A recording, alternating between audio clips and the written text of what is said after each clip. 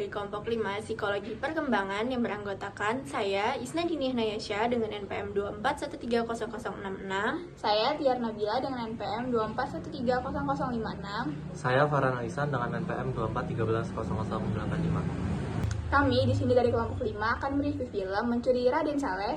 Untuk memenuhi tugas psikologi perkembangan, Film ini disutradarai oleh Angga Dwi Masa Songko pada tahun 2022 yang berdurasi kurang lebih 2 jam 30 menit yang bergenre action, crime, dan drama. So, happy watching!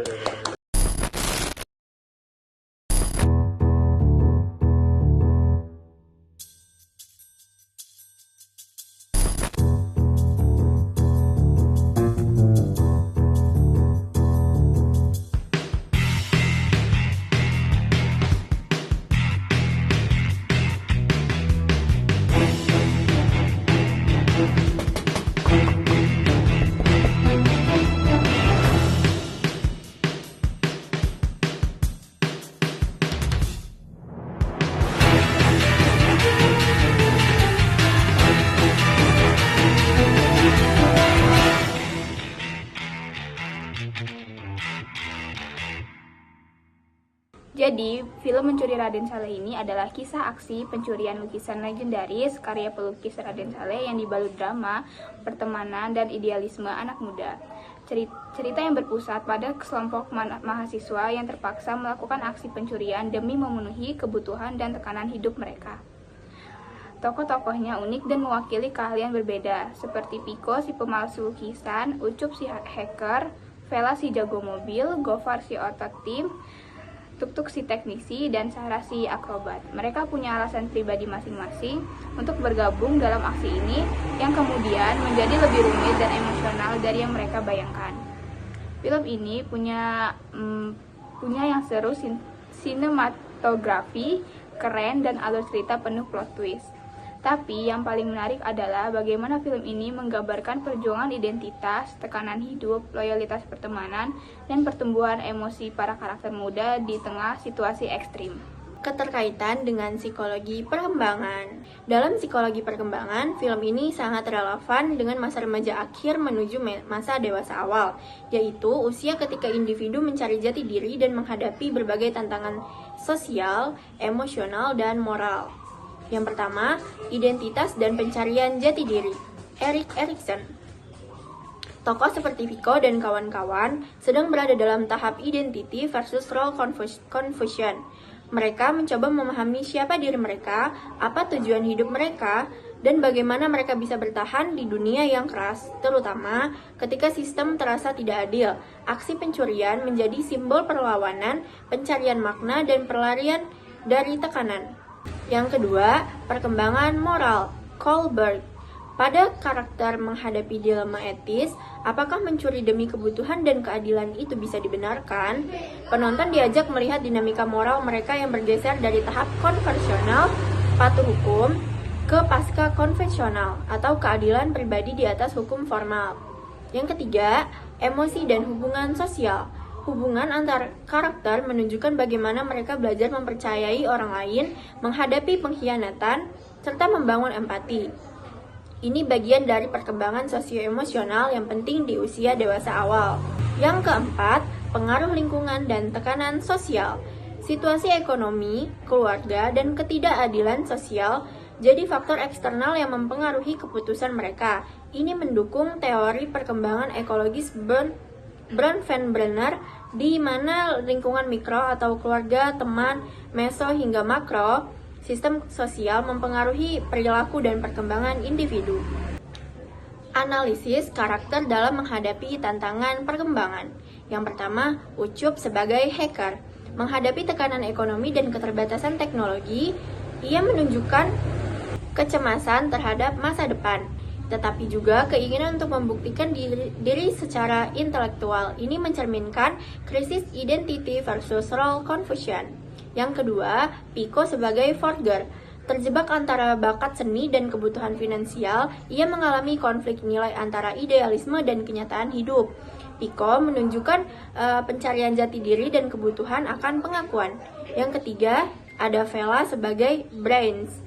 Sebagai pemikir tim, Vela terlihat paling rasional. Ia berusaha menjaga kendali dan menunjukkan perkembangan moral yang lebih matang. Ia mencerminkan fase intimacy versus isolation, mulai berpikir tentang komitmen dan tanggung jawab kelompok. Yang keempat, Sarah sebagai driver. Menghadapi stereotip sebagai perempuan dan tekanan dari lingkungan, ia mencoba membuktikan kemampuannya secara mandiri, menunjukkan tantangan dalam pembentukan identitas dan pengendalian emosi. Yang kelima, Tuk-Tuk sebagai Brute. Karakter yang cenderung impulsif, ia masih belum mampu mengelola emosi secara sehat, menunjukkan keterlambatan dalam perkembangan kontrol diri dan moral. Yang keenam, Gofar sebagai Inside Man.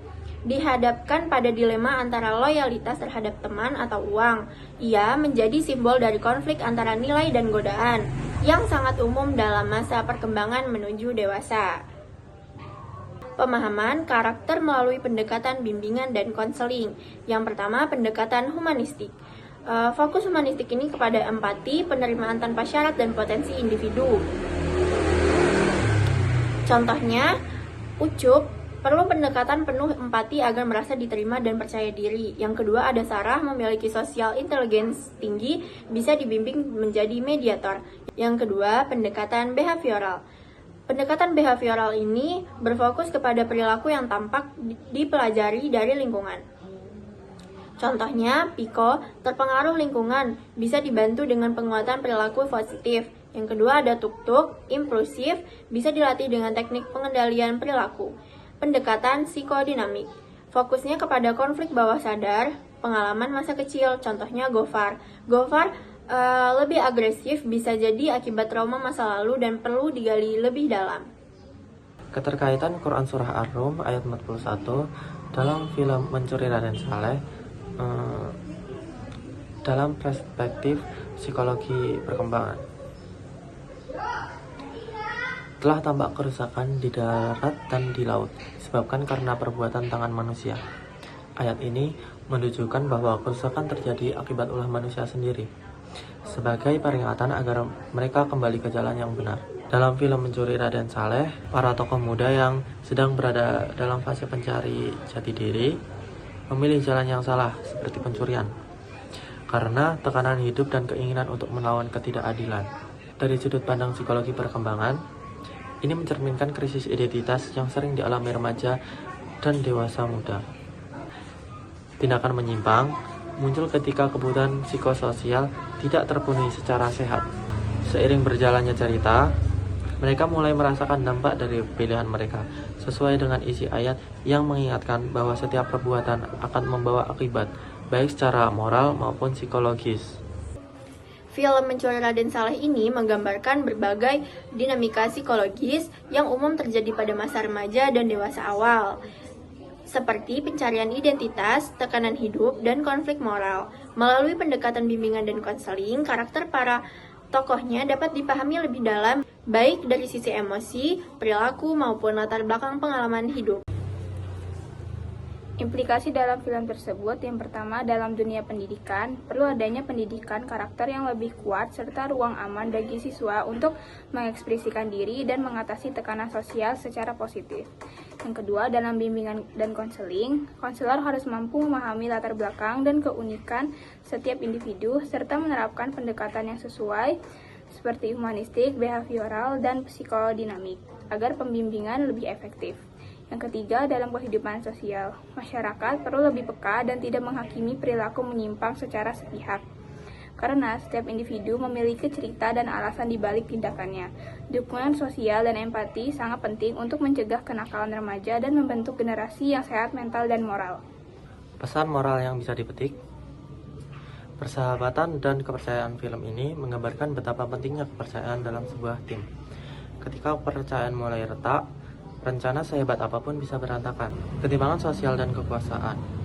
Film ini menyinggung bagaimana kekuasaan bisa menyalahgunakan hukum, dan bagaimana kaum muda yang cerdas merasa tidak punya pilihan selain melawan sistem yang tidak adil. Ini membuka ruang diskusi tentang etika perlawanan terhadap ketidakadilan. Konsekuensi dari pilihan.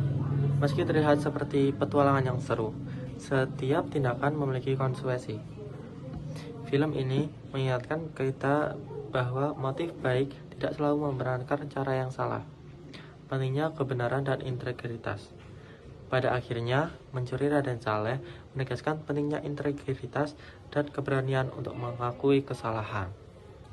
Cukup sekian review film dari kelompok 5. Jangan lupa untuk nonton film Mencuri Raden Saleh.